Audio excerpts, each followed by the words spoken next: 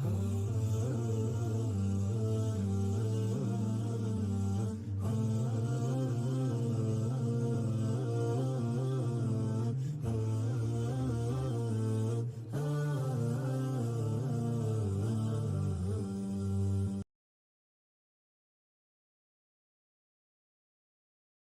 عليكم ورحمة الله وبركاته. الحمد لله رب العالمين، والصلاة والسلام على رسول الله وعلى آله وأصحابه ومن تبعهم بإحسان إلى يوم الدين. أما بعد، فنكمل بعون الله وتوفيقه. وصلنا إلى سورة القدر، فمن أسمائها أو اسمها سورة القدر، وقد يقال إن من أسمائها سورة إنا أنزلناه في ليلة القدر، كما ذكرنا أن السيوطي ذكر عن ابن عباس أنه قال نزلت سورة إنا أنزلناه في ليلة القدر بمكة، فسماها إنا أنزلناه في ليلة القدر. موضوعات السورة تتكلم عن عظمة القرآن وعظمة ليلة القدر، فهي تتكلم عن عظمة القرآن من حيث أنه أنزل في ليلة عظيمة، ثم كان الحديث عن هذه الليلة العظيمة. قال الله تعالى: إنا أنزلناه في ليلة القدر. يخبر الله أن الله أنزل القرآن في ليلة القدر. وقال بعضهم المقصود ابتداء نزوله، والأرجح والله أعلم أن المقصود أن الله أنزل القرآن كله في تلك الليلة. قال الله: حاميم والكتاب المبين إنا أنزلناه في ليلة مباركة. حاميم والكتاب المبين إنا أنزلناه، أيش؟ الكتاب. والكتاب محلى بأل، فيه لفظة أل، وهي من صيغ العموم إذا درستم في أصول الفقه، فدليل على أنها أنزل الكتاب كله في ليلة القدر. إنا أنزلناه في ليلة مباركة. وقد بين ابن عباس هذا النزول للقرآن كله، بعضهم يقول كيف نزل القرآن كله في ليلة القدر والقرآن ينزل في 23 سنة؟ نقول: أنزل القرآن في ليلة القدر جملة واحدة من الذكر، كما هذا يقوله ابن عباس، من الذكر الذي عند رب العزة، حتى وضع في بيت العزة في السماء الدنيا، ثم جعل جبريل ينزل على محمد بحراء بجواب كلام العباد وأعمالهم. وليلة القدر بمعنى ليلة العظمة والشرف، ذات قدر وذات شرف، وما أشرفها من ليلة إذا نزل فيها أعظم كتاب، وما أشرفها من ليلة إذ ينزل فيها الملائكة كلهم فيهم روح القدس جبريل عليه السلام، فيا لها من ليلة ذات شرف ومكانة. وهي أيضا بمعنى أن ليلة القدر ليلة الشرف، وأيضا الليلة التي يقضى فيها مقادير الخلائق في تلك السنة. قال الله تعالى: حاميم والكتاب المبين إنا أنزلناه في ليلة مباركة إنا كنا منذرين فيها يفرق كل أمر حكيم أمرا من عندنا إنا كنا مرسلين. قال الله: وما أدراك ما ليلة القدر. هذا استفهام للتعظيم لها. وهنا قاعدة: إذا قال الله وما أدراك للنبي صلى الله عليه وسلم فقد أعلمه، وإذا قال وما يدريك فلم يخبره. وهذه القاعدة أظن ذكرها ابن عباس. وما أدراك ما ليلة القدر، ليلة القدر خير من 1000 شهر، إذن أخبره بليلة القدر. وما يدريك لعل الساعة تكون قريبا، لا يدري متى الساعة. وما يدريك لعل الساعة قريب، لا يدري متى الساعة. فإذا قال وما أدراك في القرآن فاعلم أن الله قد أدراه، ما قال وما يدريك يعلم أنه لم يأته العلم. وما أدراك ما ليلة القدر، قلنا هذا الاستفهام للتعظيم لها. ليلة القدر خير من 1000 شهر. قال مجاهد من تلاميذ ابن عباس أحد التابعين، قال: كان في بني إسرائيل رجل يقوم الليل حتى يصبح، ثم يجاهد العدو في النهار حتى يمسي، ففعل ذلك 1000 شهر، فأنزل الله: ليلة القدر خير من 1000 شهر، خير من عمل ذلك الرجل 1000 شهر. فانظر إلى ذلك الفضل، ليلة تسبق فيها عمل هذا الرجل الذي يصوم النهار ويقوم الليل. وقال ابن عباس: العمل في ليلة القدر خير من العمل في 1000 شهر لا يوافقها ليلة القدر. وقال مجاهد: إن العمل في ليلة القدر والصدقة والصلاة والزكاة أفضل من 1000 شهر. أنا نقلت هذا النقل عن مجاهد لأبين وأنبه على مسألة، وهي أن البعض يظن أن ليلة القدر يكتفى فيها بالقيام، ولا شك أن القيام أمر محمود. قال صلى الله عليه وسلم: من يقم ليلة القدر إيمانا واحتسابا غفر له ما تقدم من ذنبه. ولكن لا يغفل الشخص أنه لا يكفيك عن صلاة، لا تكفيك، هو ما أقول لا تكفيك، يا خير إذا صليت التراويح والتهجد مع الإمام، لكن لا تغفل عن بقية الوقت، لأن التسبيح فيها خير من عمل 1000 شهر، والتحميدة والتكبيرة والتهليلة والصدقة ركعة في ليلة القدر خير من الركعات في 1000 شهر. فلا يعني لا تكتفي مثلا بصلاة التراويح مثلا مع الإمام والتهجد، أحيي بقية الليل. ولذا كان النبي صلى الله عليه وسلم يحيي الليل كله في العشر الأواخر، يشد المئزر ويوقظ أهله ويحيي ليله. وفي ذلك فليتنافس المتنافسون. قال الله: تنزل الملائكة والروح فيها بإذن ربهم من كل أمر. تنزل الملائكة في تلك الليلة من غياب الشمس، من مغيب الشمس إلى طلوع الفجر، والروح فيها. من هو الروح؟ قيل إنها طائفة من الملائكة لا تراهم الملائكة إلا تلك الليلة، وقيل إنه جبريل عليه السلام، والذي يظهر والله أعلم أنه جبريل. والدليل: جزاك الله خير، قل نزله روح القدس من ربك بالحق، الذي هو جبريل عليه السلام. تنزل الملائكة والروح فيها بإذن ربهم، أي بأمر ربهم، فهم لا ينزلون من تلقاء أنفسهم، لا يعملون عملا إلا بأمر الله، لا يعصون الله ما أمرهم ويفعلون ما يؤمرون. تنزل الملائكة والروح فيها بإذن ربهم، مثلها قول الله تعالى: وما نتنزل إلا بأمر ربك له ما بين أيدينا وما خلفنا وما بين ذلك وما كان ربك نسيا. بإذن ربهم من كل أمر. قيل المعنى تنزل بكل أمر قضاه الله في تلك السنة إلى العام القابل. سلام هي حتى مطلع الفجر، أي هي سالمة من كل شر حتى يطلع الفجر. قال ابن عباس: في تلك الليلة تصفد مردة الشياطين. مردة الشياطين مصفدة في رمضان كله. وتغل عفاريت الجن، وتفتح فيها أبواب السماء كلها، ويقبل الله فيها التوبة لكل تائب. وقيل لا تعمل فيها الشياطين ولا يعمل فيها سحر في تلك الليلة، فهي سلام حتى مطلع الفجر. السورة التي تليها سورة البينة. قال ابن عباس عن هذه السورة بأنها مكية. من أسماء السورة اسمها سورة البينة.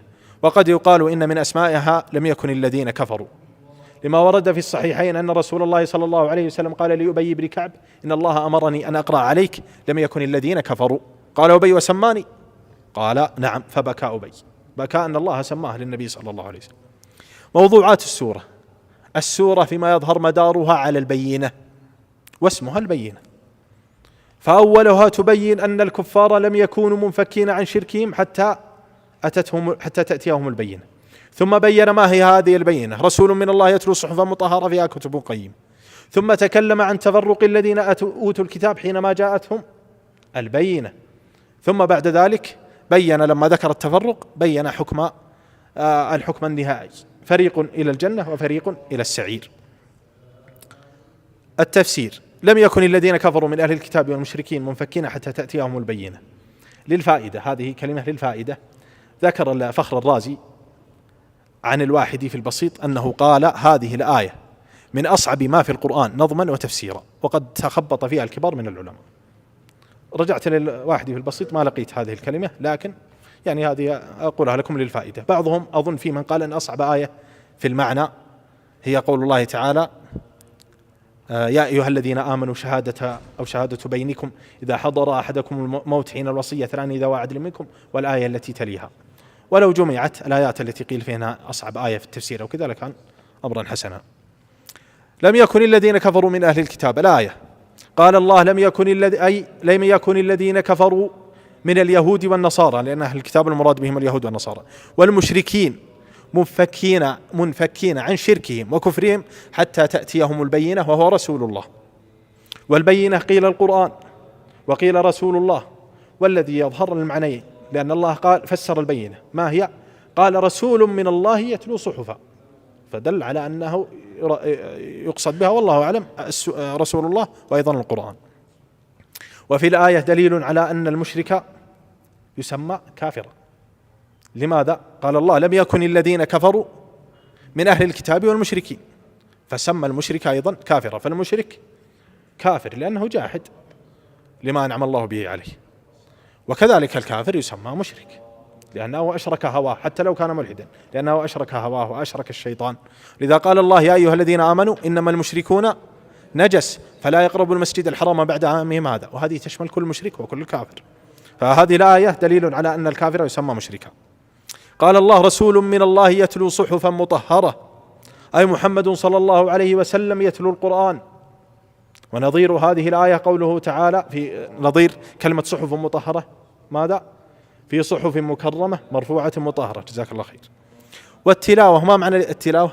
الاتباع، ما أنت تقول اتلو الشخص اتبعه، التلاوة الاتباع، فهذا دليل على أن النبي صلى الله عليه وسلم متبع مبلغ لما أنزله الله، ولذا نكرت لفظة رسول. الرسول قيل للتسهيل والتيسير، ولعل هذا حث للمشركين ليقبلوا الدعوة، لا تستنكروا أن هذا أتته الرسالة فهو ليس إلا رسول مبلغ، رسول من الله يتلو صحفا مطهرة فيها كتب قيمة، أي مستقيمة معتدلة، وهي كذلك قيمة أي حاكمة على غيرها.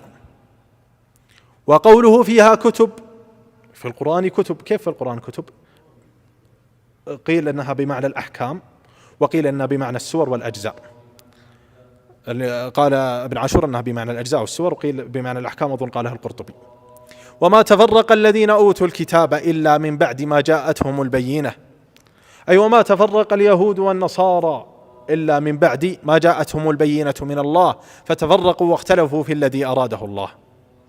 وما أمروا الآية إلا ليعبدوا الله مخلصين له الدين، أي ما أمر اليهود والنصارى في التوراة والإنجيل إلا بإخلاص العبادة لله جل جلاله حنفاء. والحنف ما معناه؟ أيوه الميل، وهذا دارج في لهجتنا حنف الميل. وعبر هنا بالحنفاء أي مائلين عن الشرك إلى التوحيد. ويقيم الصلاة، يقول ما أمر اليهود والنصارى إلا بإقامة الصلاة، كيف ذلك؟ نقول هناك حديث أن جبريل صلى بالنبي صلى الله عليه وسلم في أول الوقت، ثم أتاه اليوم الآخر فصلى به آخر الوقت، وقال يا محمد هذا وقتك ووقت الأنبياء من قبلك. وهذا دليل على أن الصلوات الخمس مفروضة على الأنبياء من لدن آدم إلى محمد صلى الله عليه وسلم. قال وذلك دين القيمة، القيمة المستقيم، وأيضا بمعنى القيم الحاكم على غيره، الحاكم على غيره. نظائر الآيات، قال الله تعالى، أنا أتكلم عن نظائر ها هنا لقول الله تعالى وما أمروا إلا ليعبدوا الله، ما أمروا من هم؟ اليهود والنصارى، إلا ليعبدوا الله مخلصين له الدين حنفاء ويقيموا الصلاة ويؤتوا الزكاة. مثلها قول الله تعالى ومن يبتغي غير الإسلام دينا فلن يقبل منه، هذا دليل على أن الإسلام دين للكل من عهد آدم مرورا بموسى وعيسى ومحمد صلى الله عليه وسلم، وهو في الآخرة من الخاسرين. وقوله تعالى أم كنتم شهداء إذ حضر يعقوب الموت، يعقوب من هو؟ إسرائيل، جد بني إسرائيل، إذ قال لبنيه ما تعبدون من بعدي قالوا نعبد إلهك وإله آبائك إبراهيم وإسماعيل وإسحاق إلها واحدا ونحن له مسلمون، وغيرها من الآيات. ففي الآيات دليل على أن الدين الحق من لدن آدم مرورا بموسى وعيسى عليه السلام ومحمد صلى الله عليه وسلم إلى أن تقوم الساعة الدين الحق هو دين الإسلام. ويراجع في هذا رسالة لابن تيمية توحد الملة، اسمها توحد أو توحيد الملة وتعدد الشرائع، في مجموع الفتاوى. قال الله إن الذين كفروا من أهل الكتاب والمشركين في نار جهنم خالدين فيها أولئك هم شر البرية، إن الذين آمنوا وعملوا الصالحات أولئك هم خير البرية. لما تكلم عن تفرق أهل الكتاب جاء بالحكم في المفترقين، فهم على قسمين لا ثالث لهما، إما كافر فهو إلى النار خالدا مخلدا فيها أبدا وهو شر البرية أي شر الخليقة، وإما مؤمنون قد عملوا الصالحات فهم خير البرية وهم إلى الجنة. جزاؤهم عند ربهم جنات عدن، جنات عدن أي إقامة، يقول عدن الشخص أقام، فهم مقيمون فيها أبدا خالدين فيها أبدا، رضي الله عنهم ورضوا عنه. هذا تفسيره ما جاء في الصحيحين أن رسول الله صلى الله عليه وسلم قال: إن الله تبارك وتعالى يقول لأهل الجنة: يا أهل الجنة، فيقولون: لبيك ربنا وسعديك، فيقول: هل رضيتم؟ قالوا: وما لا، فيقولون: وما لنا لا نرضى وقد أعطيتنا ما لم تعطي أحدا من خلقك. فيقول: أنا أعطيكم أفضل من ذلك. قالوا: يا رب، وأي شيء أفضل من ذلك؟ قال: فيقول: أحل عليكم رضواني فلا أسخط عليكم بعده أبدا. نسأل الله يحل علينا رضوانه في جناته، يرضى عنهم ويرضون عنه. ثم قال: ذلك لمن خشي ربه، أي ذلك النعيم لمن خشي ربه في الدنيا. والخشية قيل قال أظن فسرها ابن فارس أو الراغب الأصفهاني بأنها خوف يشوبه تعظيم. الخشية خوف يشوبه تعظيم. استنبط بعض العلماء من هذه الآية، هذه أيضا فائدة من هذه الآية مع الآية التي قبلها مع آية أخرى ليست في السورة، أن العلماء هم خير البرية، العلماء بالله جل جلاله. فمن يستطيع يدلنا على وجه الاستنباط؟ هو صعب شوي. استنبط بعض العلماء من ختام هذه الآية مع الآية التي قبلها: إن الذين آمنوا وعملوا الصالحات أولئك هم خير البرية، مع آية في سورة أخرى، استنبط من مجموع هذه الآيات أن العلماء بالله هم خير البرية. لا، أحسنت. قال الله: إنما يخشى الله من عباده العلماء، وبين هنا أن الذين يخشون الله هم خير البرية، أولئك هم خير البرية، ثم قال: ذلك لمن خشي ربه، وقال: إنما يخشى الله من عباده العلماء، فاستنبط من مجموع هذا أنهم خير البرية. السورة التي تليها سورة الزلزلة، اسمها سورة الزلزلة. موضوعها: هذه السورة لعل من مداراتها أو موضوعاتها الشدة. فالزلزلة هي الحركة الشديدة، وفيها إخراج الأرض للأثقال، والأثقال شيء شديد ثقيل، وفي آخرها الوزن الشديد الدقيق، فمن يعمل مثقال ذرة خيرا يره ومن يعمل مثقال ذرة شرا يره. وهذه السورة تكلمت عن الأرض والإنسان، فالأرض تتزلزل أو تزلزل زلزلة شديدة وتخرج ما فيها من الناس، والإنسان يتساءل عن هذه الأرض ما لها، يومئذ تحدث أخبارها، تحدث بما عمل عليها الإنسان. فيها ارتباط بين الأرض والإنسان في هذه السورة. ثم بعد ذلك عرض الأعمال. قال الله: إذا زلزلت الأرض زلزالها. الزلزلة الحركة الشديدة. نظيرها قوله تعالى: يا أيها الناس اتقوا ربكم إن زلزلة الساعة شيء عظيم يوم ترونها تذهل كل مرضعة عما أرضعت وتضع كل ذات حمل حملها وترى الناس سكارى وما هم بسكارى ولكن عذاب الله شديد. يعني كأنها إذا حصلت الزلزلة واخرج الناس يكونون كالسكرى، فترى الناس في آية أخرى سكرى، في قراءة أخرى وما هم بسكرى ولكن عذاب الله شديد. قال الله: وأخرجت الأرض أثقالها، يعني أخرجت ما في بطنها من الموتى فإنهم أثقال لها فصاروا أحياء، وهذا في البعث. وكم في بطن الأرض من أثقال، كم فيها من موتى، فما نحن في الأمم إلا كالشعرة البيضاء في جلد ثور أسود، أو كالشعرة السوداء في جلد الثور الأبيض، أو كالرقمة في ذراع الحمار كما قال صلى الله عليه وسلم. نظير هذه الآية قوله تعالى: ما نظيرها؟ وأخرجت الأرض أثقالها، وإذا الأرض مدت وألقت ما فيها وتخلت. وقال الإنسان ما لها، استنكر الإنسان أمرها بعد أن كانت مستقرة وثابتة. يومئذ تحدث أخبارها، أي تخبر بما عمل عليها من خير أو شر. أخرج أحمد في مسنده عن أبي هريرة رضي الله عنه قال: قرأ رسول الله صلى الله عليه وسلم هذه الآية: يومئذ تحدث أخبارها. قال: أتدرون ما أخبارها؟ قالوا: الله ورسوله أعلم. قال: فإن أخبارها أن تشهد على كل عبد وأمة بما عمل على ظهرها، تقول عمل كذا وكذا في يوم كذا وكذا، فهذه أخبارها. وما أعظم ذلك اليوم وما أشد ذلك اليوم. الشهود فيه كثير، الأرض تشهد، الجلود تشهد.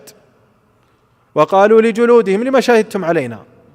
قالوا أنطقنا الله، حتى إذا ما جاءوها شهد الجلود تشهد، والسمع يشهد، والأبصار تشهد، حتى إذا ما والأرض تشهد، والرسول يشهد، والأمة المحمدية تشهد، حتى إذا ما جاءوها شهد عليهم سمعهم وأبصارهم وجلودهم بما كانوا يعملون. وقالوا لجلودهم لما شهدتم علينا؟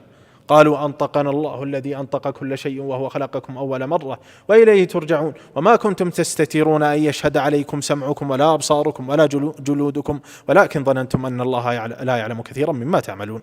وتشهد هذه الأمة على الأمم بأن الرسل أبلغتها الدين، فيأتي نوح وأظن ينكر قومه فيأتي بشهداء معه، من هم؟ الأمة المحمدية، يشهدون أمة محمد صلى الله عليه وسلم بأن نوحا بلغ قومه الدين وتشهد للأمم، يشهدون بما أبلغهم محمد صلى الله عليه وسلم. نحن نعلم أن الآن نقر ونصدق وأنا أشهد أن نوحا أبلغ قومه وأن موسى أبلغ قومه. قال الله سبحانه وتعالى وكذلك جعلناكم أمة وسطا لتكونوا شهداء على الناس ويكون الرسول عليكم شهيدا لأنه قد أبلغكم دين الله. فما أعظم ذلك اليوم، الشهود فيه كثر، فلا مناص ولا مهرب، لكن ليس معنا إلا رحمة الله جل جلاله ورحمة أرحم الراحمين. بأن ربك أوحى لها أي أعلمها بأن تحدث أخبارها، كما قال الله تعالى وقالوا لجلودهم لما شهدتم علينا؟ قالوا أنطقنا الله. هنا أوحى الله لها. يومئذ يصدر الناس أشتاتا ليروا أعمالهم، يصدر الناس عن القبور متفرقين ليروا أعمالهم، كما قال تعالى وكل إنسان ألزمناه طائره في عنقه ونخرج له يوم القيامة كتابا يلقاه منشورا اقرأ كتابك كفى بنفسك اليوم عليك حسيبا. قال الله فمن يعمل مثقال ذرة خيرا يره ومن يعمل مثقال ذرة شرا يره. سمى رسول الله صلى الله عليه وسلم هذه الآية الجامعة الفاذة، سئل عن الحمر أي لحم الحمر فقال ما أنزل الله علي فيها شيء إلا هذه الآية الجامعة الفاذة، فمن يعمل مثقال ذرة خيرا يره ومن يعمل مثقال ذرة شرا يره. وعن عائشة رضي الله عنها أن سائلا أتاها وعندها سلة عنب فأعطته عنبة حبة منها، فقيل لها في ذلك فقالت هذه أثقل من ذر كثير، تقول كم في هذه من ذرة؟ ثم قرأت فمن يعمل مثقال ذرة خيرا يره. لا يظلم الإنسان شيئا. قال الله في آية أخرى إن الله لا يظلم، هذا في جانب السيئة، إن الله لا يظلم مثقال ذرة وإن تك حسنة يضاعفها ويؤتي من لدنه أجرا عظيما. وقال في جانب الحسنات ومن يعمل من الصالحات من ذكر أو من ذكر وأنثى وهو مؤمن فأولئك يدخلون الجنة ولا يظلمون نقيرا. النقير النقرة التي تكون في ظهر النواة، نواة التمر، لا يظلم نقيرا. فلله الحمد على عدله ونسأله أن يرحمنا برحمته. ثم بعد ذلك سورة العاديات. تفضل يا شيخ.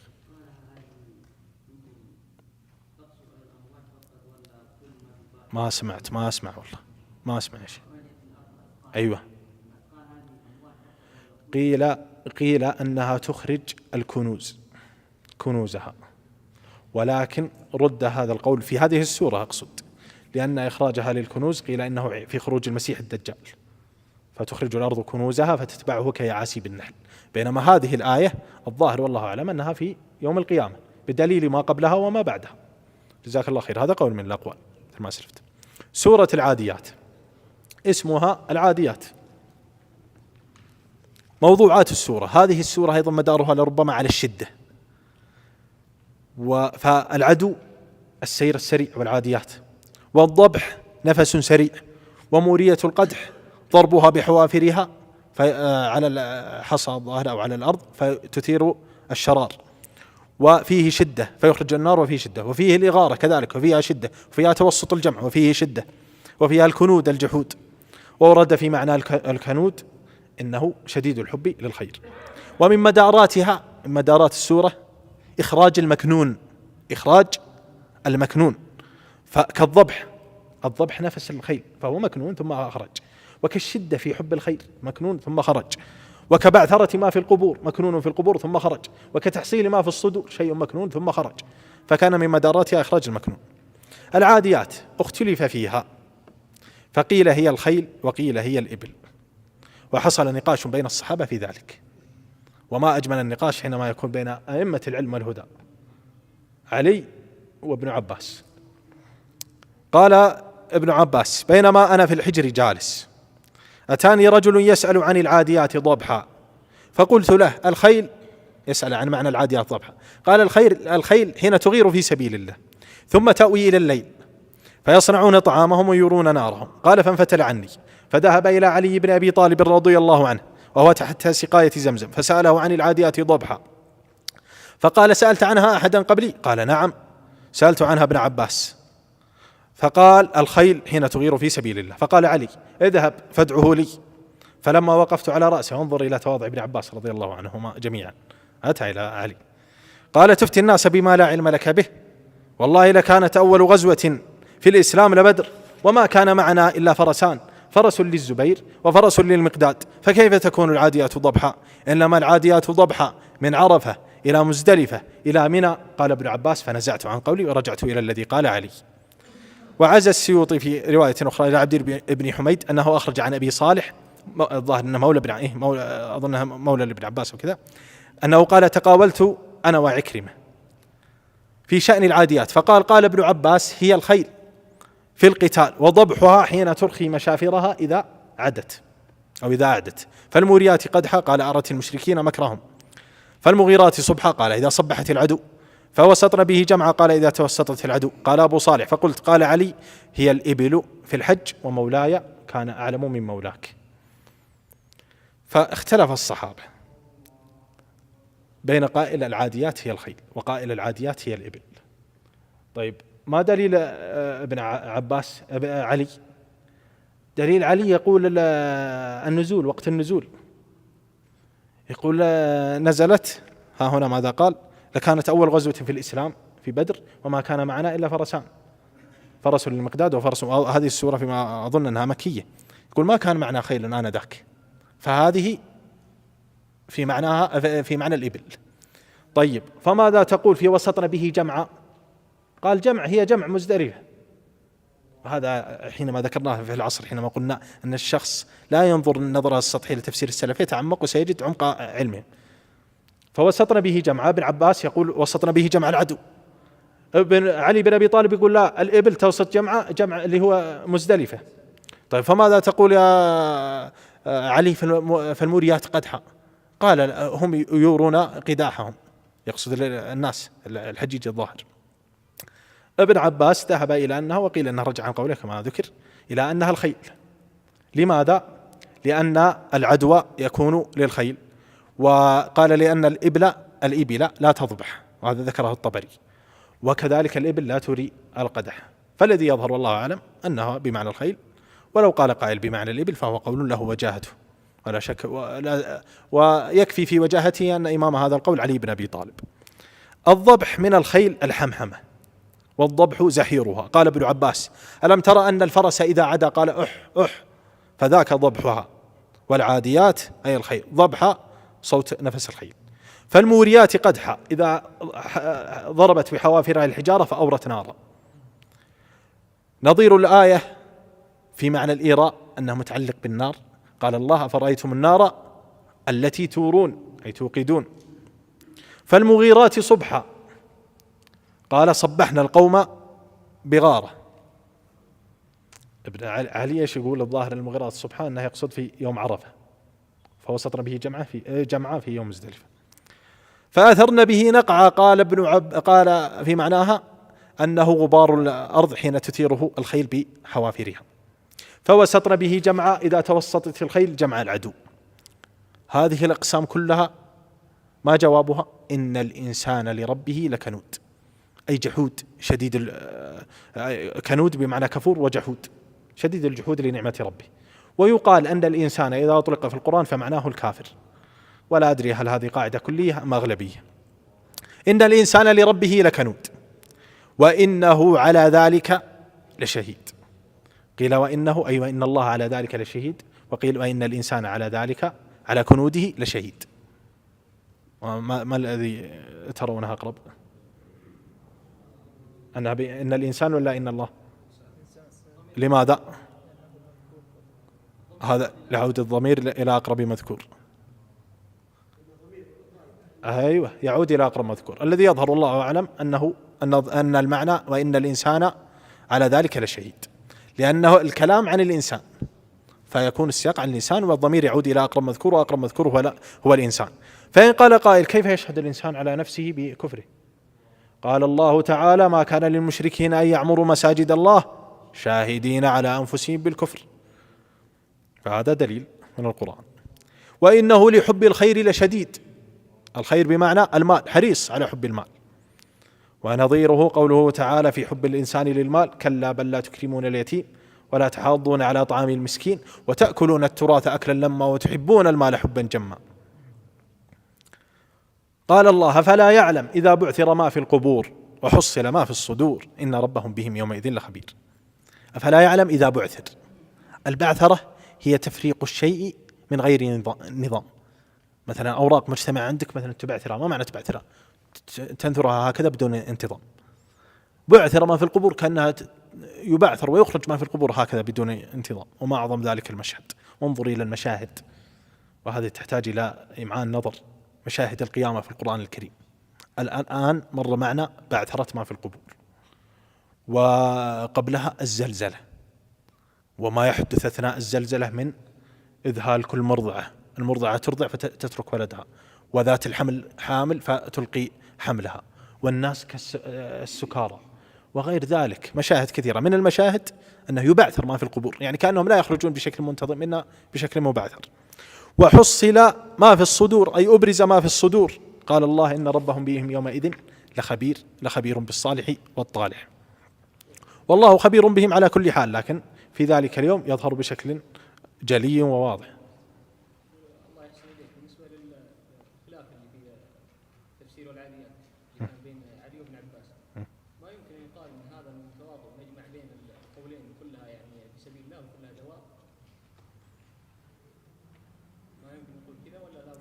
ممكن. ما اللي يظهر لي ما أظن، لأن من قال أنها الخيل استنكر أن الخيل لا تضبح، فعلى هذا لا يمكن الجمع بينها، لأنه يقول أن الخيل لا تضبح، والخيل لا أيضا أظن لا تثير، عفوا الإبل لا تضبح وأيضا لا تثير النقع، فلا يستطيع الجمع بينها. الذي قال الإبل يقول لا ما بقول الخيل. لماذا لا تقول الخيل؟ قال لسبب النزول. وأيضا ها هنا مسألة يعني للإفادة، يعني بعض المفسرين إذا أتى الخلاف يسمونه خلاف التنوع، تجده يقول: والأرجح حملها على العموم. والأرجح يعني توسع بعض المتأخرين فيها. بينما إذا نظرت إلى صنيع الطبري وبعض السلف تجد أحيانا أقوال متقاربة جدا جدا، وتجده يرجح بينها، يعني متقاربة أكثر من تقارب الخيل والإبل، ومع ذلك يرجح بينها. فالشاهد أن أحيانا باب اختلاف التنوع، وأظنكم ممكن درستوه في أصول التفسير وكذا، يتوسع فيه البعض، وأنا أرى أنه توسع في غير محله، يعني التوسع الزائد أنا أقصد. ولذا إذا نظرت في صنيع الطبري أحيانا يحمل الأقوال على العموم، وأحيانا تأتي أقوال متقاربة ويأتي ويرجح بينها. سلمت الله. صبحة إيه؟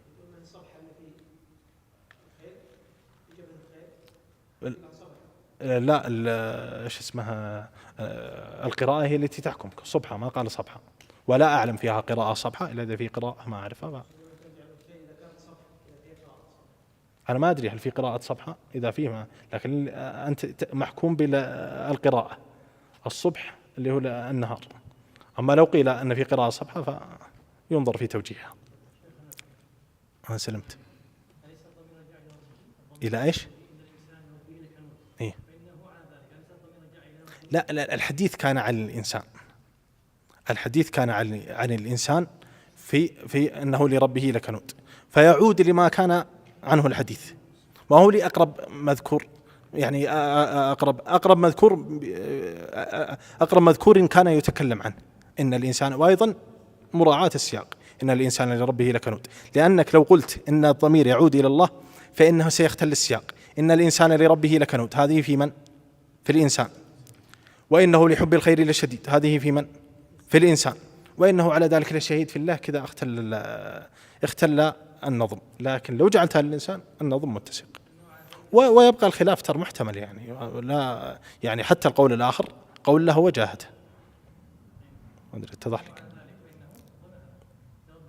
لا، إذا كان ترى بالقول الآخر فرأيك لا أحترم لك وجهة نظر، لكن فيما الذي يظهر لي لأن الحديث والسياق عن الإنسان هذا واحد، وأيضا بعد إذنك الله يحفظك، وأيضا مراعاة للسياق، مراعاة لنظم السورة، فهي عن الإنسان في أولها وعن الإنسان في آخرها، فيكون في وسطها عن الإنسان. سلمت الله وإياك.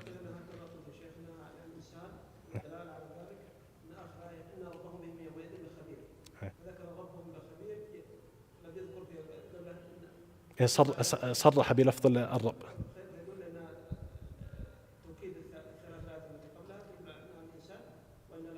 أيوة، هذا يظهر أيضا قرينة أخرى، ويبقى القول محتمل يعني.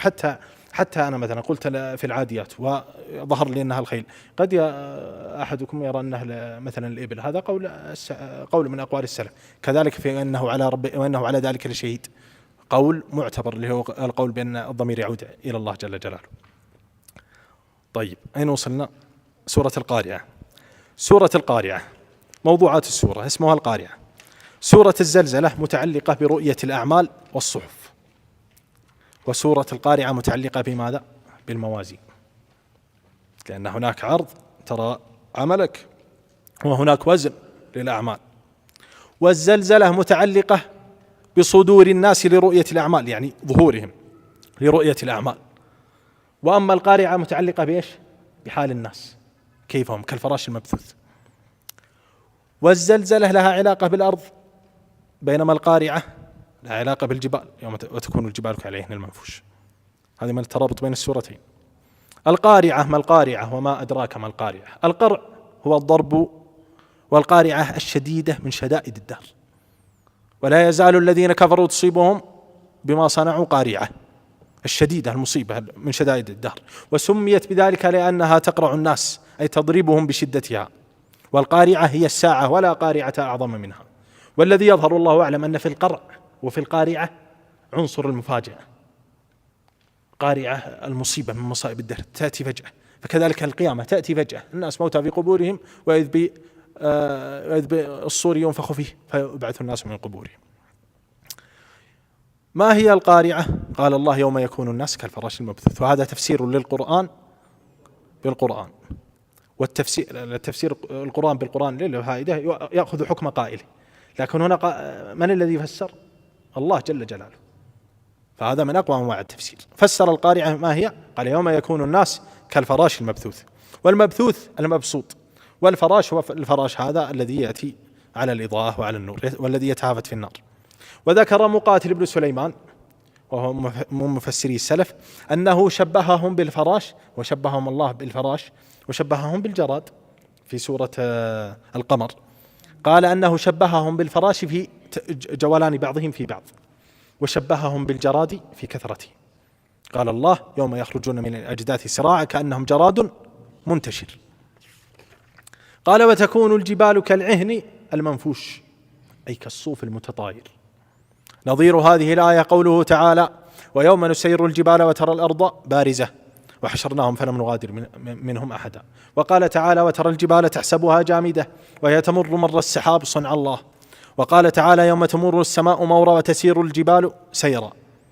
ثم قال سبحانه فأما من ثقلت موازينه فهو في عيشة راضية، أي من رجحت حسناته على سيئاته فهو في عيشة راضية في الجنة، لأن توزن الحسنات والسيئات، كل حسنة توضع لك في ميزانك وكل سيئة توضع لك في ميزانك، يرجح ميزان الحسنات ولو بحسنة فإلى الجنة، يرجح ميزان السيئات ولو بسيئة فإلى النار، نسأل الله يعافينا. وأما من استوت حسناتهم وسيئاتهم فهم أهل العرف. وأما من خفت موازينه فأمه هاوية وما أدراك ما هي نار حامية. من رجحت سيئاته على حسناته فمسكنه جهنم يهوي فيها على رأسه.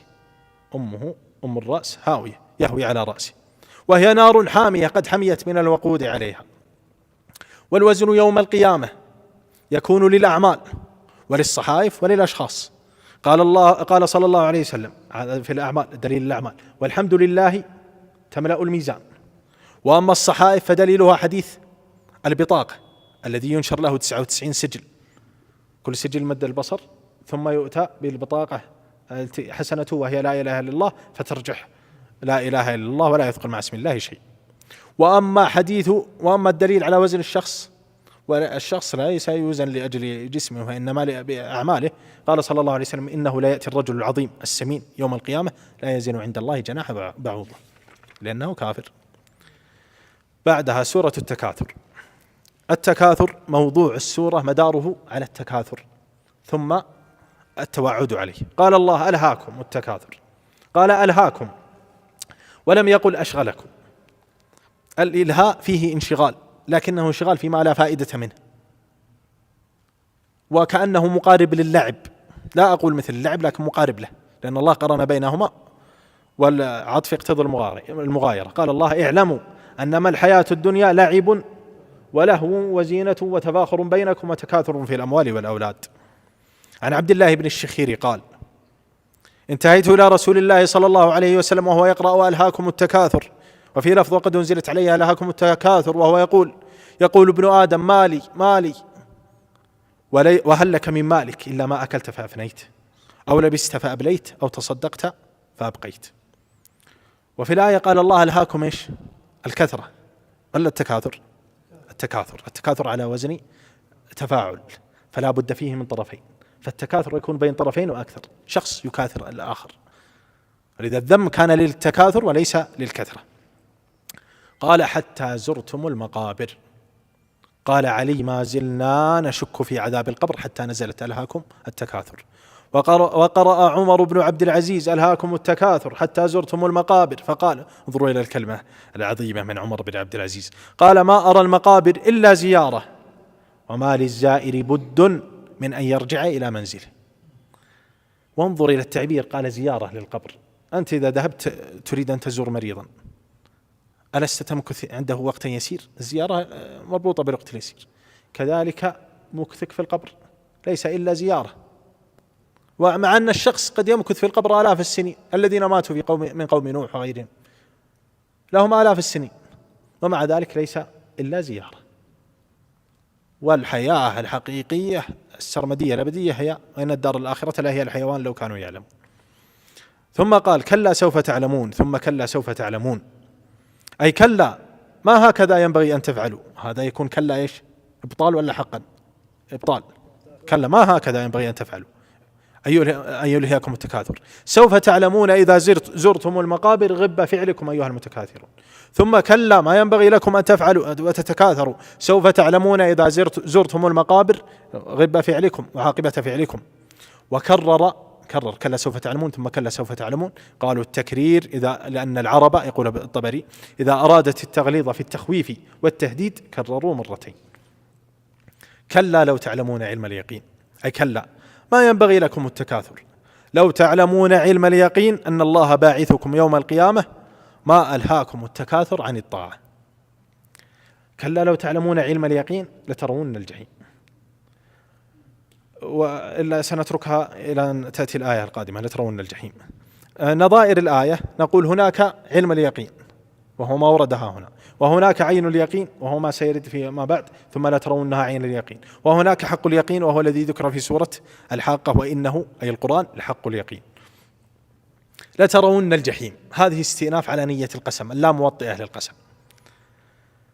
فقيل المعنى: لو تعلمون علم اليقين لعلمتم أنكم سترون الجحيم في الآخر، هذا قول. والقول الآخر أنه قسم أنكم سترون الجحيم. يعني كلا لو تعلمون علم اليقين، من قال إنها مرتبطة بالآية التي بعدها قال أن التفسير: لو تعلمون علم اليقين لرأيتم الجحيم.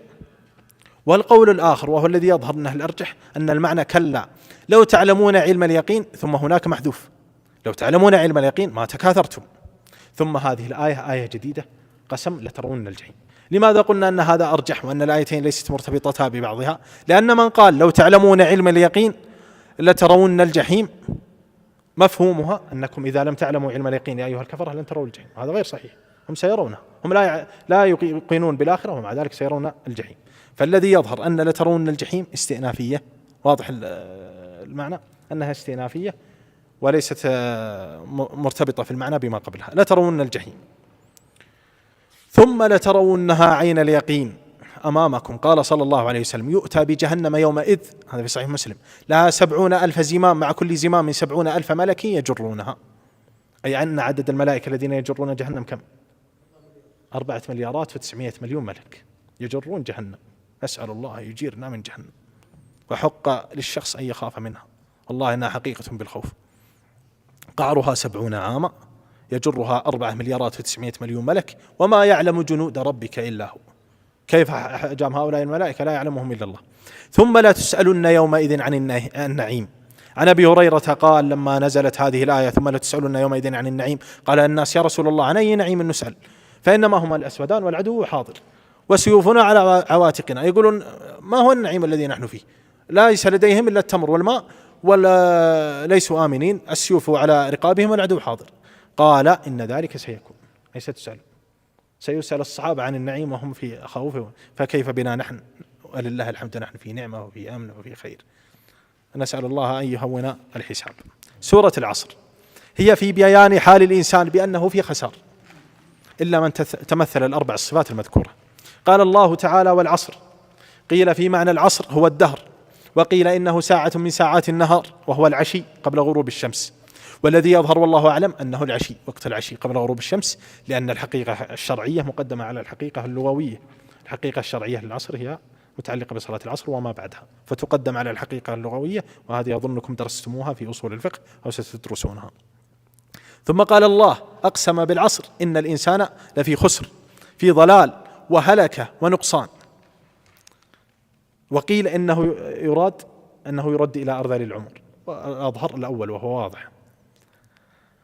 ثم استثنى قال: إلا الذين آمنوا وعملوا الصالحات وتواصوا بالحق وتواصوا بالصبر. والحق في الآية لزوم العمل بما في الكتاب، لأن الحق هو كتاب الله، وقيل الحق هو الله، لأن من أسماء الله الحق المبين سبحانه. وكلا المعنيين صحيح، فيتواصون بالحق بالكتاب، ويتواصون بالله جل جلاله في أنهم يعبدوه ويحسنوا العمل له سبحانه وتعالى. نظائر الآية قوله تعالى: ثم كان من الذين آمنوا وعملوا الصالحات، في سورة البلد، وتواصوا بالصبر وتواصوا بالمرحمة. بعدها سورة الهمزة. السورة موضوعها في الهماز اللماز جامع المال وفي عقوبته، هذا موضوع السورة. التفسير: ويل. قيل إنه واد في جهنم يهوي فيه الكافر 40 عاما قبل أن يبلغ قعره. روي في ذلك حديث عند الترمذي وأحمد، واختلف في تصحيحه وتضعيفه. وقيل هو الهلاك والدمار، قيل معنى ويل هلاك ودمار. واختلف في تفسير الهمزة واللمزة على أقوال. الأول أن الهمزة المغتاب، واللمزة الطعان. والثاني أن الهمزة الذي يهمز في الوجه، واللمزة الذي يهمز من الخلف. والثالث أن الهمزة باليد واللمزة باللسان. والهمز هو عيب الناس بالإشارة أو باليد أو بغيرها، سواء كان بحضرة المهموز أو بغيبته. واللمز هو الطعن على الناس، كما في قول الله تعالى: الذين يلمزون المتطوعين من المؤمنين في الصدقات. إن جاء كما الحديث: جاء أحد بصرة كادت يده تعجز عنها، بل الظاهر قد عجزت، فقالوا: ما تصدق هذا إلا رياء. وجاء شخص تصدق بتمرة، فقالوا: إن الله لغني عن هذا. هؤلاء إيش؟ لمازون. والدليل الله قال: الذين يلمزون المتطوعين، فهم لمزوا بالكلام، فدليل على أن اللمز يكون حتى أيضا بالكلام، ليس بالإشارة فحسب، فهو الطعن في الناس أو الطعن عليهم. الذي جمع مالا وعدده، جمع بعضه على بعض وأحصى عدده، يحسب أن ماله أخلده. يظن أن ماله أخلده من الموت، ويحسب أن ماله يزيد في عمره، كما قاله أظن ابن عباس. ونظائر الآية: لأن الشخص الذي يجمع المال ويعدده ويكفر بالله ولا يزكي ماله، قد يصل به الحال والطغيان إلى أنه يظن أن المال سيخلده، مع أنه يرى الناس مصارع الموتى من حوله ويظن أن هذا المال سيخلد. لذا الزكاة تزكية، صاحب المال حينما يزكي يطهر نفسه من حب هذا المال. ما الدليل على هذا؟ نقول: قول الله: يحسب أن ماله أخلده. وآية أخرى ما يذكرها، لا في من يظن أن ماله سيخلده أو ما عنده يخلده، في قصة هود: وتتخذون مصانع لعلكم تخلدون، مع أنهم يرون مصارع الناس من قبلهم ويرون مصارع قوم نوح من قبلهم. قال الله: وكلا لا ينبذن في الحطمة، أي ليس الأمر كما زعم وحسب، لا ينبذن والنبذ الإلقاء في الحطمة، والحطمة من أسماء النار سميت بذلك لأنها تحطم من فيها. وما أدراك ما الحطمة؟ سأل هذا السؤال تعظيما لشدتها. نار الله الموقدة التي تطلع على الأفئدة، أي لا تخمد على أهلها، موقدة ما تخمد هذه النار، وتطلع على الأفئدة تطلع على قلوبهم. قيل إنها تحرق، من كلام بعض السلف، تحرق الكافر، تحرق من فيها إلى أن تصل إلى قلبه، يحترق ثم يعيد الله جسده، كلما نضجت جلودهم بدلناهم جلودا غيرها. تطلع على الأفئدة، نسأل الله السلام. وأما المؤمن الذي يدخل النار فإن الله يحرم على ابن آدم، على النار، أن تأكل من ابن آدم آثار السجود. إنها التي تطلع على الأفئدة. قال قرأ ثابت البناني وهو من تلاميذ أنس بن مالك: تطلع على الأفئدة، قال تأكله إلى فؤاده وهو حي، لقد تبلغ فيهم العذاب، ثم بكى وأبكى من حوله، نسأل الله يرحمنا برحمته. إنها عليهم مؤصدة مغلقة لا يستطيعون الخروج، لا فكاك، في عمد ممددة. إنها عليهم مطبقة مغلقة بعمد بأوتاد ممددة، أي النار مغلقة عليهم بأوتاد. السورة التي تليها سورة الفيل. هذه السورة في عقوبة الله، موضوعها في عقوبة الله لمن أرادوا بيته الحرام. قال الله: ألم ترى كيف فعل ربك بأصحاب الفيل؟ سؤال، هنا سؤال: هل الرؤيا بصرية ولا قلبية؟ تكلمنا عنها في العصر. قلبية. قلبية، لأن النبي صلى الله عليه وسلم لم يشهد تلك الحادثة. هو ولد في عام الفيل، من الأقوال أنه ولد في عام الفيل، لربما أنه ولد قبل الحادثة وهو بعدها، فهو لم يشهد الحادثة. فالمعنى: ألم تنظر بعين قلبك، ألم تعلم يا محمد كيف فعل ربك بأصحاب الفيل، أي كيف فعل بهم وهم أبرهة الأشرم ومن جاء معها الذين جاءوا لهدم الكعبة ومعهم الفيل. وهذا الاستفهام إنكاري أو تقريري؟ لا يا شيخ، تقريري. نعم، رأى صلى الله عليه وسلم بعين قلبه ماذا فعل ربه. ومثله قوله تعالى: ألم ترى كيف فعل ربك بعاد، ألم يجعل كيدهم في تضليل. هذه بيان للإجمال السابق. قال: ألم ترى كيف فعل ربك بأصحاب الفيل، ماذا فعل فيهم؟ قال: لم يجعل كيدهم في تضليل، جعل كيدهم في تضليل، في ضياع وذهاب. انظر، قال في تضليل، وقال جعل كيدهم في تضليل، أي في ضياع وذهاب. هم كادوا لكن كاد الله، وانظر إلى كيد الله جل جلاله في هؤلاء. لم يهلكهم من أول خروجهم من بلادهم، إنما جعلهم يتجشمون الصعاب ويذهبون يسافرون، والقرية تلو القرية، ولربما وقيل لقيهم من لقيهم وحاربهم، ودفعوا الأموال لأجل الوصول إلى بيت الله المحرم. جعلهم ينفقون من هذه الأموال من كيد الله بهم، إنهم يكيدون كيدا وأكيد كيدا، ويمكرون ويمكر الله والله خير الماكرين. فلما وصلوا هنالك أهلكهم الله.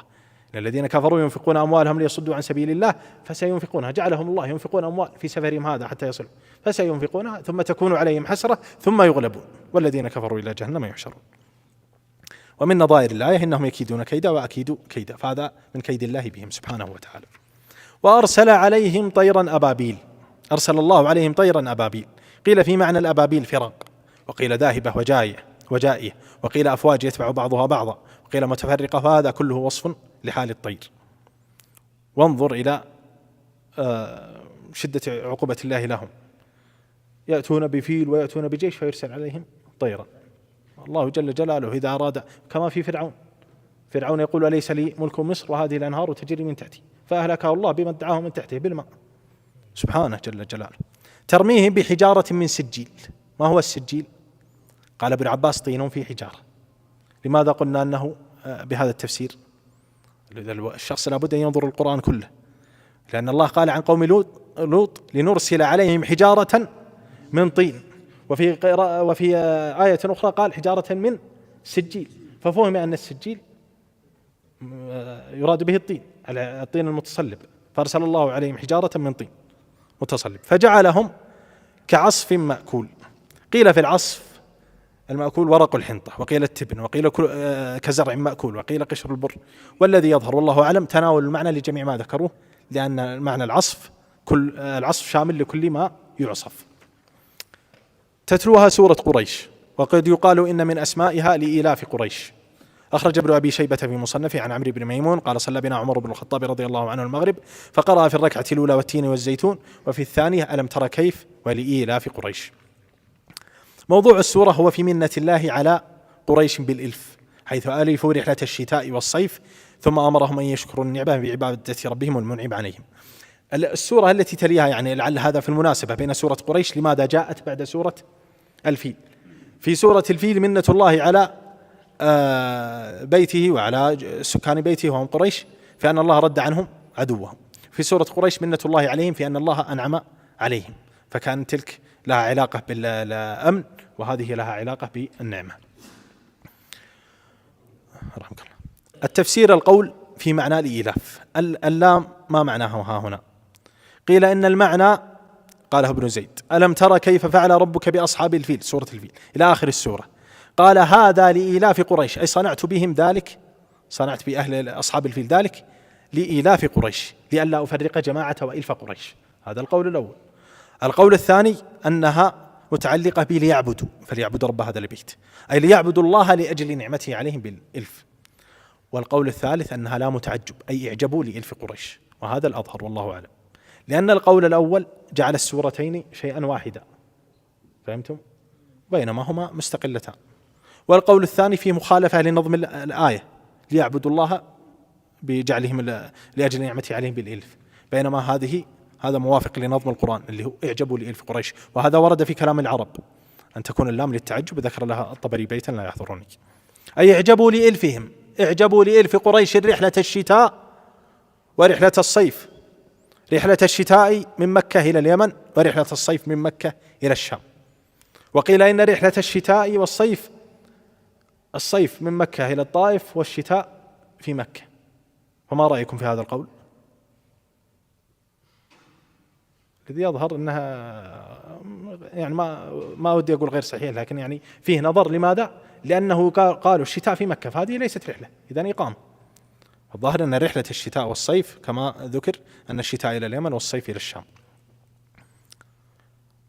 فليعبدوا رب هذا البيت، وكانت رحلتهم للتجارة. ثم قال الله فليعبدوا رب هذا البيت الذي أطعمهم من جوع وآمنهم من خوف. قيل أي فليعبدوا الله سبحانه وتعالى وليألفوا عبادته كما ألفوا رحلة الشتاء والصيف. وها هنا خاطرة وهو إلف العبادة، على الشخص أن يألف العبادة وأن يوطن نفسه على إلف العبادة، ولذا أمر الله بأن يألفوا العبادة كما ألفوا رحلة الشتاء والصيف. وإلف النعمة ها هنا تكلم عن إلف قريش لرحلة الشتاء والصيف، يسافرون من مكة إلى اليمن وإلى الشام وألفوا ذلك، مع أنه سفر طويل شاق وألفوا ذلك. إلف النعمة ورد في القرآن في هذه السورة، وورد في قصة أصحاب موسى وإذ قلتم يا موسى لن نصبر على طعام واحد، ألفوا هذا الطعام قالوا لن نصبر على طعام واحد فلم يشكر الله فادع لنا ربك. وأيضا في أهل سبأ جعل الله بينهم وبين القرى التي يسافرون إليها، قيل كانوا يسافرون من اليمن إلى الشام قرى ظاهرة، فألفوا النعمة وقالوا ربنا باعد بين أسفارنا وظلموا أنفسهم. فهذه من ألف النعمة. وأيضا ما في سورة قريش قال الله الذي أطعمهم من جوع، تفسيرها ما في دعوة إبراهيم وارزقهم من الثمرات لعلهم يشكرون. وآمنهم من خوف، تفسيرها ما في دعوة إبراهيم رب اجعل هذا البلد آمنا وجنبني وبني أن نعبد الأصنام. وكذلك في قوله تعالى أولم يروا أنا جعلنا حرما آمنا ويتخطف الناس من حولهم. وقوله تعالى أولم نمكن لهم حرما آمنا يجبى إليه ثمرات كل شيء رزقا من لدنا. سورة الماعون. هذه السورة اسمها الماعون، وموضوعها في المكذب بالحساب والمضيع للصلاة وفي بيان صفاتهما، وكأن بينهما ارتباط للعبد بين يدي ربه موقفان، موقف بين يديه في الصلاة وموقف بين يديه يوم القيامة. وكان هذه السورة تكلمت عن هذين الموقفين، كأنها تكلمت عن شخص يكذب بالوقوف بين يدي الله يوم القيامة ولا يقف بين يدي الله في هذه الصلاة. قال أرأيت الذي يكذب بالدين، أي أرأيت الذي يكذب بالحساب والجزاء. وقلنا إن الدين الحساب والجزاء لأن هذا من معهود القرآن. فذلك الذي يدع اليتيم أي يزجر اليتيم ويدفعه بشدة، واليتيم من مات أبوه قبل سن البلوغ. ولا يحض على طعام المسكين أي ولا يحث غيره على طعام المسكين وعلى الإطعام. فويل للمصلين الذين هم عن صلاتهم ساهون. توعد الله المصلين فكيف بمن لا يصلي؟ نسأل الله العافية. إذا الذي لا يصلي هذا على في منحدر خطير. العهد الذي بيننا وبينهم الصلاة فمن تركها فقد كفر. توعد الله المصلين، من هم؟ الذين هم عن صلاتهم ساهون. قيل أي الذين يراءون في الصلاة. لماذا قال أصحاب هذا القول بهذا؟ أيوة، مراعاة للسياق، قول الله الذين هم يراءون. وقيل أنهم الذين يؤخرونها عن وقتها. لماذا؟ لا، لماذا قالوا فسروها بأن الذين يؤخرون عن وقتها؟ أيوة، السهو. أنت مثلا تسعى عن الشيء تنسى عنه، غافلين يسهون عنها. طيب لماذا قال أنهم يصلونها؟ قالوا يؤخرون عن وقتها يصلونها. ليش فسروها بأنهم يؤخرون عن وقتها؟ لأن الله حكم عليهم بأنهم يصلون لكن يؤخرونها، فويل للمصلين. وقيل إنه كل سهو، سواء سهو فيه تضييع وغفلة، يعني مثلا إما بالسهو بتأخيرها عن وقتها، أو بالسهو عن تعظيمها فيرائي فيها، أو يترك من مثلا لا يتوضأ لها أو إلى غير ذلك. وهذا الترجيح ترجيح بالكثير في التفسير. يروى عن عطاء بن يسار وقيل عن عطاء بن دينار أنه قال الحمد لله الذي قال الذين هم عن صلاتهم ساهون ولم يقل في صلاتهم، لأننا نسهو في صلاتنا، نسأل الله العفو والعافية. الذين هم يراءون، والرياء أن يعمل الشخص بعمل لما يرى من نظر الرجل. وفسرت الآية وفسر بالرياء في الصلاة مراعاة للسياق، قد قلنا ذلك. ويمنعون الماعون، قيل يمنعون الزكاة وقيل يمنعون العارية وما ينتفع به، والأرجح حمل اللفظ على القولين، لأن الماعون وما ينتفع به من العارية كالقدر ونحو ذلك واضح، وأما الزكاة فهي ماعون يعاون الشخص الفقير. هذا معنى الكلام. حل وقت الأذان؟ ها؟ باقي 3 دقائق. كمل، خلاص نكمل إذا جاء وقت الأذان نبهني ولا نكمل. سورة الكوثر، اسمها الكوثر، وموضوعها هو في ذكر منة الله على رسوله صلى الله عليه وسلم، وبيان بتران شانئه، وفي وسطها الأمر بالعبادة، وكان في هذا شكرا لله على النعمة. أعطيناك الكوثر فأشكر النعمة وصلي لربك وانحر.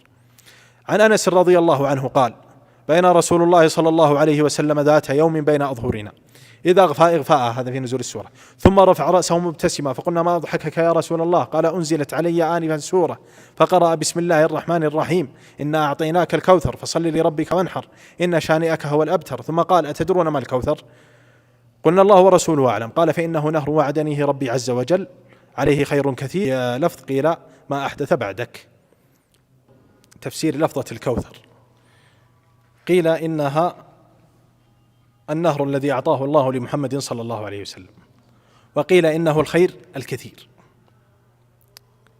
فما الذي يعني لماذا قال من قال إنها الخير الكثير بهذا القول مع أن الحديث صريح في ذلك؟ ها؟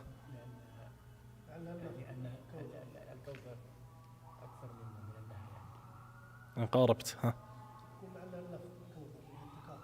أيوة، لأنه أصله من كثر فيقصد الخير الكثير. فلذا قال ابن عباس في تفسير الكوثر قال الخير الكثير الذي أعطاه الله لمحمد صلى الله عليه وسلم. فقال أبو بشر لسعيد بن جبير من تلاميذ ابن عباس إن ناس يقولون إنه النهر الذي أعطاه الله لمحمد صلى الله عليه وسلم، قال النهر من الخير الكثير. ولذا كما أسلفنا سابقا أن الشخص يمعن النظر في تفسير السلف، وإن كان أحيانا بادئ الأمر تظن أن اللفظة بعيدة، لكن إذا أمعنت النظر فيها وقلبتها كما ذكرنا في فانصب وغيرها وجدت فيها عمقا. قال الله هو الذي يظهر أنها لربما يقال أنه النهر ووصف بالكوثر لعظم قدره آنية عدد النجوم، وهذا هو ترجيح الطبري. قال الله فصل لربك وانحر، قيل في الصلاة صل الصلاة المكتوبة، وقيل صل يوم النحر واذبح نسكك، وقيل في النحر أن يكون النحر والذبح لله، وقيل وضع شوف هذه من التفسيرات العجيبة أيضا للسلف. قيل في معنى وانحر، انظر ماذا قالوا، قال وضع اليمنى على اليسرى في الصلاة لأنك تضعها قريب من النحر. طبعا هذا القول قد يخالف فيه لكن يبقى له وجاهة، فالذي يظهر والله أعلم أنه صلي لربك، اجعل عبادتك لربك وصلاتك لربك، وأيضا اجعل نحرك لله جل جلاله. قال الله تعالى: قل إن صلاتي ونسكي ومحياي ومماتي لله رب العالمين لا شريك له. إن شانئك هو الأبتر. قيل إنها نزلت في قريش، فإن عن ابن عباس، أخرج النسائي في الكبرى عن ابن عباس قال: لما قدم كعب بن الأشرف وهو من اليهود مكة، قالت له قريش: أنت خير أهل المدينة وسيدهم؟ قال: نعم. قالوا: ألا ترى إلى هذا المنبتر من قومه، أي المنقطع عنهم، يزعم أنه خير منا ونحن يعني أهل الحجيج وأهل السدانة؟ قال: أنتم خير منه. فنزلت: إن شانئك هو الأبتر. وقيل إنها نزلت في العاص بن وائل، وقيل في عقبة بن معيط، والعبرة بعموم اللفظ. وتفسير إن شانئك هو الأبتر أي إن مبغضك هو الأقطع المنقطع. سورة الكافرون، وقد يقال من أسمائها سورة قل يا أيها الكافرون. فضلها: كان النبي صلى الله عليه وسلم يقرأ بها، يقرن بينها وبين سورة الإخلاص، فكان يقرأ في المغرب بسورة الكافرون قل هو الله أحد، هذا في الترمذي. وقرأ صلى الله عليه وسلم في ركعتي الفجر بهما، وقرأ في ركعتي الطواف بهما. وأخرج أحمد في مسنده عن شيخ أدرك النبي صلى الله عليه وسلم قال: خرجت مع النبي صلى الله عليه وسلم فمر برجل يقرأ قل يا أيها الكافرون، قال: أما هذا فقد برئ من الشرك لأنها مخالصة. قال: وإذا آخر يقرأ قل هو الله أحد، فقال النبي صلى الله عليه وسلم: وجبت له الجنة، أو بها وجبت له الجنة. وأخرج ابن حبان عن جابر رضي الله عنه أن رجلا قام فركع ركعتي الفجر، فقرأ في الركعة الأولى قل يا أيها الكافرون حتى انقضت السورة، فقال النبي صلى الله عليه وسلم: هذا عبد عرف ربه. وقرأ في الآخرة قل هو الله أحد حتى انقضت السورة، فقال: هذا عبد آمن بربه. وقال صلى الله عليه وسلم من فضائلها لنوفل الأشجعي: اقرأ عند منامك قل يا أيها الكافرون، قال: ثم نم على خاتمتها فإنها براءة من الشرك. نزول السورة عن ابن عباس رضي الله عنهما، هذا ذكر عند الطبراني، أن قريشا دعت رسول الله صلى الله عليه وآله وسلم إلى أن يعطوه مالا فيكون أغنى رجل بمكة، ويزوجونه ما أراد من النساء ويطؤون عقبه، فقالوا: هذا لك عندنا يا محمد، وكف عن شتم آلهتنا ولا تذكرها بشر، فإن بغضت فإنا نعرض عليك خصلة واحدة ولك فيها صلاح. قال: وما هي؟ قال: تعبد آلهتنا سنة اللات والعزى، ونعبد إلهك سنة. قال: حتى أنظر ما يأتيني من ربي، فجاء الوحي من عند الله عز وجل من اللوح المحفوظ، جاءت هذه السورة. موضوع السورة هو في المفاصلة بين المسلم والمشرك، ولذا كان النوم على خاتمتها براءة من الشرك، مفاصلة: لا أعبد ما تعبدون ولا أنتم عابدون ما أعبد إلى آخره، لكم دينكم ولي دين. قال الله: قل يا محمد لهؤلاء الكافرين: لا أعبد ما تعبدون اليوم ولا أنتم عابدون ما أعبد اليوم، ولا أنا عابد ما عبدتم في المستقبل ولا أنتم عابدون ما أعبد في المستقبل، لكم دينكم ولي دين، ثم المرجع إلى الله فيحكم بين العباد فيما كانوا فيه يختلفون. سورة النصر، اسم السورة النصر، وموضوعها أجل النبي صلى الله عليه وسلم الذي نعي له. والتفسير: أمر النبي صلى الله عليه وسلم إذا جاءه نصر الله وفتح مكة ورأى الناس بعد ذلك، ومنهم أهل اليمن، وأنا قلت منهم أهل اليمن لأن بعض المفسرين ذكروا أن قول الله يدخلون في دين الله أفواجا أنهم أهل اليمن، قال: فليسبح بحمد ربه وليستغفره إنه كان توابا. والتسبيح تنزيه الله عما لا يليق به، والحمد قد بيناه وهو ذكر محاسن المحمود، والاستغفار طلب مغفرة الذنوب من المغفر الذي يغطي الرأس، ففيه ستر اللي هو المغفرة، فيها ستر وتجاوز. والتواب كثير التوبة فيتجاوز. وفسرت السورة بأنها أجل النبي صلى الله عليه وسلم نعي إليه. وما وجه ذلك؟ ما أدري إنه ما روي عن لعباس، لكن ليش فسرها ابن عباس بأنها أجل النبي صلى الله عليه وسلم الذي نعي إليه؟ إذا جاء نصر الله والفتح ورأيت الناس يدخلون في دين الله أفواجا فسبح بحمد ربك واستغفره إنه كان توابا. فين أجل النبي صلى الله عليه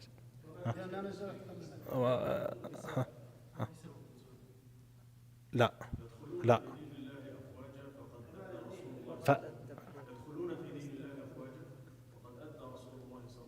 أحسنت، هذا وجه. والوجه الآخر يا شيخ ما أدري هل هي وافقتها ولا لا. اليوم أكملت لكم، أي في المعنى تقصد من باب النظائر، هذا يحتمل أيضا. في وجه آخر نقول، وأيضا هذا كما قلنا أن الشخص إذا نظر إلى تفسير السلف لا ينظر إليه نظرة يروى، وهذا ما يروى، هذا في صحيح البخاري عن ابن عباس قال: كان عمر يدخلني مع شيخ بدر، كان عمر له مجلس يستشيرهم، من هم؟ أشياخ بدر. فكان عمر يدخله معهم، فقال بعضهم، والقائل من؟ عبد الرحمن بن عوف: لما تدخل هذا الفتى معنا ولنا أبناء مثله؟ كان ابن عباس صغيرا.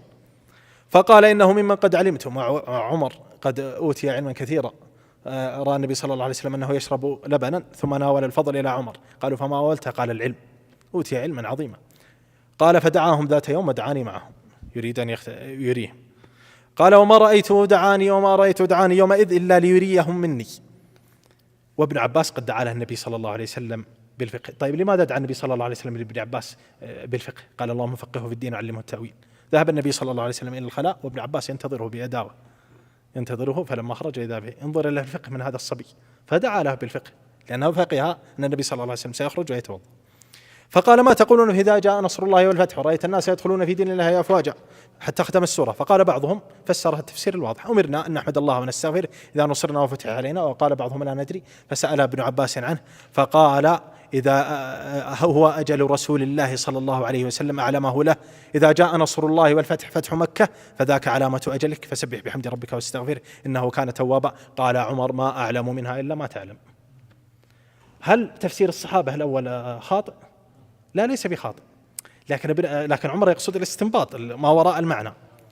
ما وجه ذلك هذا الاستنباط يا ابن عباس؟ وجهه من لعله والله أعلم من أمرين: الأول كما ذكر الأخ: ورأيت الناس يدخلون في دين الله أفواجا، ما بعد التمام إلا النقصان. تم الدين، أديت مهمتك يا محمد، استعد للقاء الله. والآخر أنه لما أخبره: ورأيت الناس يدخلون في دين الله أفواجا، تم الدين، فسبح بحمد ربك واستغفر. والاستغفار يكون متى؟ في ختام العبادة. نختم الصلاة نستغفر، هنا ختمت مهمتك يا محمد، فسبح بحمد ربك واستغفر إنه كان توابا، واستعد للقاء الله جل جلاله. ولذا انظر إلى تفسير ابن عباس واستنباط. ثم سورة المسد. هي تأول القرآن، كان يقول: سبحانك اللهم ربنا وبحمدك اللهم اغفر لي، في سجوده وأيضا في ركوعه. ماذا يتأول القرآن؟ يتأول القرآن يعني يطبقه، لأنه أمر بالتسبيح والاستغفار، فكان في سجود يقول: سبحانك اللهم ربنا وبحمدك اللهم اغفر لي، من بعد هذه السورة. جزاك الله خير. سورة المسد اسمها المسد، وموضوعها في الرد على من آذى محمدا صلى الله عليه وسلم، فهي في أبي لهب وزوجته. نزول السورة: عن ابن عباس أن النبي صلى الله عليه وسلم خرج إلى البطحاء فصعد إلى الجبل فنادى: يا صباحا، فاجتمعت إليه قريش فقال: أرأيتم إن حدثتكم لو حدثتكم أن خيلا تخرج من سفح هذا الجبل أكنتم مصدقي؟ قالوا: ما جربنا عليك كذبا. قال: فإني نذير لكم بين يدي عذاب شديد. وكانوا لما نادى يا صباحا كأنها ربما أكثر من نداء والله أعلم، كان الرجل يخرج، وإذا لم يستطع أن يخرج أرسل رسولا ما يدري ما هذا له، وإذا بيقول: إني نذير لكم بين يدي عذاب شديد. فقال أبو لهب: تبا لك، ما جمعتنا إلا لهذا. ولذا قال الله: وتب، حقا هو الذي يستحق التباب، قد دعاكم لأمر قامت لأجله السماوات والأرض، إني نذير لكم بين يدي عذاب شديد. فهذا سبب النزول إلى آخرها. قال الله: تبت يدا أبي لهب وتب، أي خسرت يدا أبي لهب وخسر. ونظيره قول الله تعالى: وما كيد فرعون إلا في تباب، أي في خسار. قال الله: ما أغنى عنه ماله وما كسب، أي لم يغني عنه ماله ولم يمنعه من عذاب الله. وما كسب قيل معناه ولده، ما غنى عنه ماله وما غنى عنه ولده. فما وجه تفسير ما كسب بأنه ولده؟ ما العلاقة؟ أيوة، قيل إن حق ما أكلتم من كسبكم في الحديث، وإن أولادكم من كسبكم، ولدك من كسبك.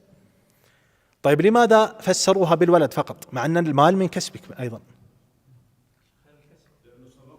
أيوة، لأن سبقها بالمال ففسروها بالولد. ما أغنى عنه ماله ولم يغني عنه ولده. سيصلى نارا ذات لهب سيشوى بها ويحس بإحراقها. نارا ذات لهب، سيصلى أبو لهب نارا ذات لهب، هذا ذكرها بعض السلف.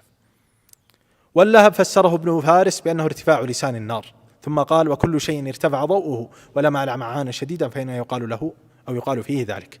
وامرأته حمالة الحطب أو حمالة الحطب، قراءتان. قال: كانت تحمل الشوك، يقوله ابن عباس، فتطرحه على طريق النبي صلى الله عليه وسلم ليعقره وأصحابه. ويقال حمالة الحطب نقالة الحديث. قولان: القول الأول أنها نمامة، والقول أنها تحمل الحطب تلقيه في طريق النبي صلى الله عليه وسلم. والذي يظهر ماذا؟ الذي يظهر والله أعلم أنه على حقيقته، أنها تحمل الحطب وتلقيه في طريق النبي صلى الله عليه وسلم، فهذا هو حقيقة اللفظ فيحمل على حقيقته، وهذا هو ترجيح الطبري. في جيدها حبل من مسد، أي في عنقها حبل من مسد، والمسد قيل قلادة من ودع، وقيل العصا التي تكون في البكرة، وقيل ليف، ورجح الطبري أنه حبل جمع من أنواع مختلفة. سورة الإخلاص قد يقال من أسمائها سورة قل هو الله أحد لحديث سيأتي. فضلها عن أبي الدرداء عن النبي صلى الله عليه وسلم قال: أيعجز أحدكم أن يقرأ في ليلة ثلث القرآن؟ قال: وكيف يقرأ ثلث القرآن؟ قال: قل هو الله أحد تعدل ثلث القرآن. وقرأ بها النبي صلى الله عليه وسلم من فضلها مع الكافرون في إيش؟ في ركعتي الطواف وفي ركعتي الفجر، وكان يقرأ بها في ركعتي المغرب، ليس بشكل مضطرد لأنه قرأ في المغرب بالطور، وقرأ بالمرسلات، وقرأ بالأعراف. وعن عائشة رضي الله عنها هذه من فضلها أن النبي صلى الله عليه وسلم بعث رجلا على سرية، وكان يقرأ لأصحابه في صلاته فيختم بهم بقل هو الله أحد. فلما رجعوا ذكروا ذلك للنبي صلى الله عليه وسلم، فقال: سألوه لأي شيء يصنع ذلك؟ فسألوه فقال: لأنها صفة الرحمن وأنا أحب أن أقرأ بها. فقال النبي صلى الله عليه وسلم: أخبروه أن الله يحبه. فهنيئا له، هذه السورة موضوعها صفة الرحمن. طيب هل يفعلها الشخص؟ نقول النبي صلى الله عليه وسلم قال: صلوا كما رأيتموني أصلي، ولم يكن النبي صلى الله عليه وسلم يفعل هذا الفعل، والاقتداء بالنبي صلى الله عليه وسلم. وعن عائشة رضي الله عنها أن النبي صلى الله عليه وسلم كان إذا أوى إلى فراشه كل ليلة جمع كفيه ثم نفث فيهما فقرأ فيهما قل هو الله أحد وقل أعوذ برب الفلق وقل أعوذ برب الناس، ثم يمسح بهما ما استطاع من جسده، يبدأ بهما على رأسه ووجهه ومقبل من جسده، يفعل ذلك 3 مرات. هذا من فضل السورة. موضوعها هي لله خالصة محضة كما قال بعضهم، هذه السورة وهي صفة الرحمن. نزول السورة عن أبي بن الكعب رضي الله عنه، هذا أخرجه أحمد في مسنده، أن المشركين قالوا للنبي صلى الله عليه وسلم: يا محمد انسب لنا ربك، فأنزل الله تبارك وتعالى السورة قل هو الله أحد إلى آخرها. وعن ابن عباس أن اليهود جاءت النبي صلى الله عليه وسلم منهم كعب بن الأشرف وحيي بن أخطب فقالوا: يا محمد صف لنا ربك الذي بعثك. كعب بن الأشرف كان في المدينة وهو الذي أرسل النبي صلى الله عليه وسلم له من يقتله، وحيي بن أخطب الذي كان في خيبر. فأنزل الله عز وجل قل هو الله أحد الله الصمد إلى آخرها.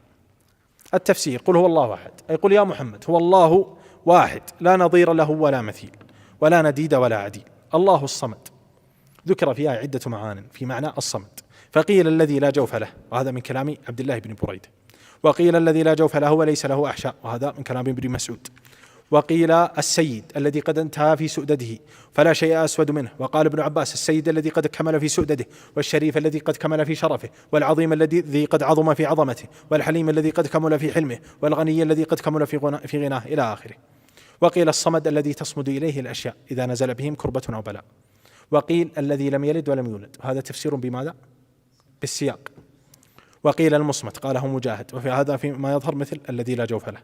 وقيل الذي لم يخرج منه شيء، وقيل الذي لا يأكل الطعام ولا يشرب الشراب، وقيل الدائم الذي لا يفنى سبحانه جل جلاله. هذا كله من كلام السلف. قال الله: لم يلد ولم يولد ولم يكن له كفوا أحد، فليس له ولد ولا والد ولم يكن له شبيه ولا مثيل. سورة الفلق، وقد وردت اسمها سورة الفلق، وقد وردت تسميتها مع الناس بالمعوذتين. فضلها: قال صلى الله عليه وسلم لعقبة بن عامر رضي الله عنه: ألم ترى آيات أنزلت الليلة لم يرى مثلهن قط، قل أعوذ برب الفلق وقل أعوذ برب الناس.